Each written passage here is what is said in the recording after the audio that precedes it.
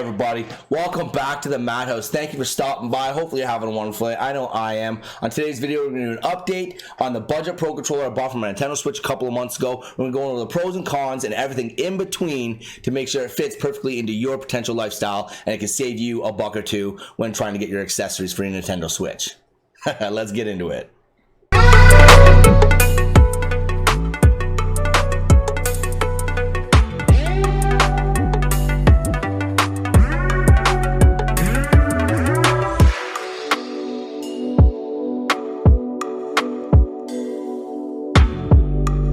Alright guys, let's get into this update video on the budget pro controller I bought to test out and let you know whether or not it's a viable option for your hard-earned cash. The pros, the cons, and everything in between.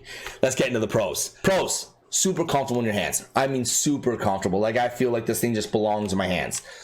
Don't take that out of context. It's really comfortable, it really is, okay? The controller does not feel cheap. You know what I mean by that. You go buy yourself a $15, $20 controller off Amazon and you get it and you're holding it and it feels like it's cheap plastic. Like just cheap plastic. Like this guy right here, it doesn't feel cheap, but it's like, it feels like it's made of cheap plastic. This does not give you that. This feels like it's an actual legit pro controller that was designed by a very, very, very expensive company. And it has not been. It was only $27 on Amazon. That's another pro right there.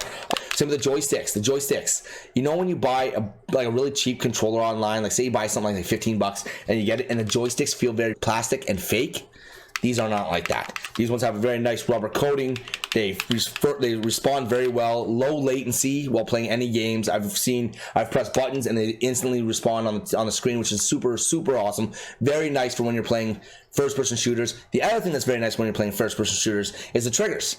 The triggers are like your hair triggers that you'd find on pro or custom controllers that you'd buy. Say like you're looking for a Microsoft Pro Series controller or like a Razer pro controller or something like that, or like the Scuff or anything like that. That's got that. It's got like the hair trigger, so they respond very, very quickly, right? And for first person shooters, that is a big thing. That's super awesome. You can have very fast reaction times, right? It has super low latency when you're playing games. I've pressed buttons, responds instantly in the game. That is very important. There's a lot of pro controllers out there. There's a lot of budget controllers out there that you can hook up to your Switch that do not have that. That when you press that button, it responds half a second later, and then that half a second is dependent on whether or not you live or die in a game. Let's be honest here, right? It's got rumble, which you would not expect to have in some of the cheaper ones, or not have a good rumble. It might have like a vibration of some sort, but this one has a really good rumble that does respond while you're playing those games. It has the I can't remember orbital oscillator. I can't remember what it's called when you turn your controller like this. Say you're playing Breath of the Wild and you're holding down your bow, you notch an arrow and you're trying to aim and all stuff, and you turn your controller like that and it moves on the screen. It has that, which is super awesome. Not all the controllers have that either. You charge it with USB-C, which is kind of nice. Means it's fast charging. It's got a very long battery life. Another awesome positive to it. It's got little grips on the side. Like I said, it's super comfortable in my hands. And yeah, no, it connected to the Switch without a problem, right? So there's another pro. Lots of positivity behind this. Lots of positivity behind this. A lot of the same comments I read on the reviews for this controller on Amazon said that a lot of those same things. It was very comfortable. It was connected no problem to the Switch. It didn't feel cheap. You know, those things. Those are very positive outlooks. All the buttons responded very, very well. But let's get into some of the issues and the cons about this controller. There are a couple. They're more of a personal preference of mine than they are of an actual con, I would say. But you'll probably find them annoying as well. One of the big ones is the button layout up here. These button layout right here. Here's your map. So you're playing Breath of the Wild. Here's your map and your inventory buttons. Notice how these two buttons right here are right below it. If you look at the Joy-Cons, the screen and the home button are right below it. Well, that's a little bit of, I'm going to tell you right now, that's a little bit of a pain in the ass. Because there's been many times I've gone to go into my inventory and I've taken a screenshot instead. Now, if those buttons were like located, say, up here on the top, something like that, like right in here, that would be a lot better option for you to have them. They're just a little too close, for my personal opinion, for these buttons right up here. because you press them by accident way too often. Secondly, the low standby time.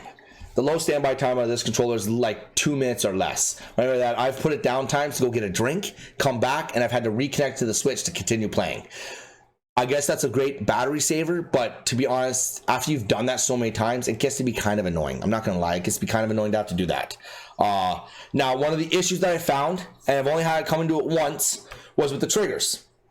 When I was playing Breath of the Wild, I went to go pull my bow and knock an arrow, but it fired it right away. Like, it wasn't catching that I was holding the trigger down while I was doing it. So it was like skipping that step. Like, you know, when you hold it down and you let it go and it fires? Well, it wasn't catching that I was holding it down. And then same with the shield. When I was pulling my shield, I pulled down the trigger to pull my shield out, but it didn't register that I was holding it down. It thought that I was just pressing it once and then letting it go, because it kept doing the shield animation over and over and over and over and over again. And then when I let it go, it stopped. But then when I pressed it again, it started doing it again. Same with the shooting the arrows, right?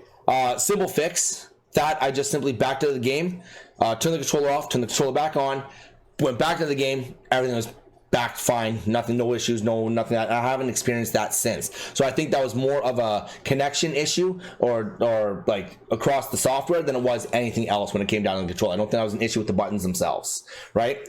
I'm gonna tell you right now, this controller right here with the hair triggers and everything like that, great for Fortnite, great for Apex Legends, great for any first-person shooters or combat games that you want to play. Super fun to play like that. And I've had a blast with it. I definitely recommend this. This is a definitely 9 out of 10 for any Pro Controller that you're looking at on the market right now. 100%. I'm going to have the link to it down in the description down below. Go ahead and click on that link. Head over there. See if you want to buy one yourself. But I'm going to tell you right now, I don't think you can get better bang for your buck when you're looking for budget right now.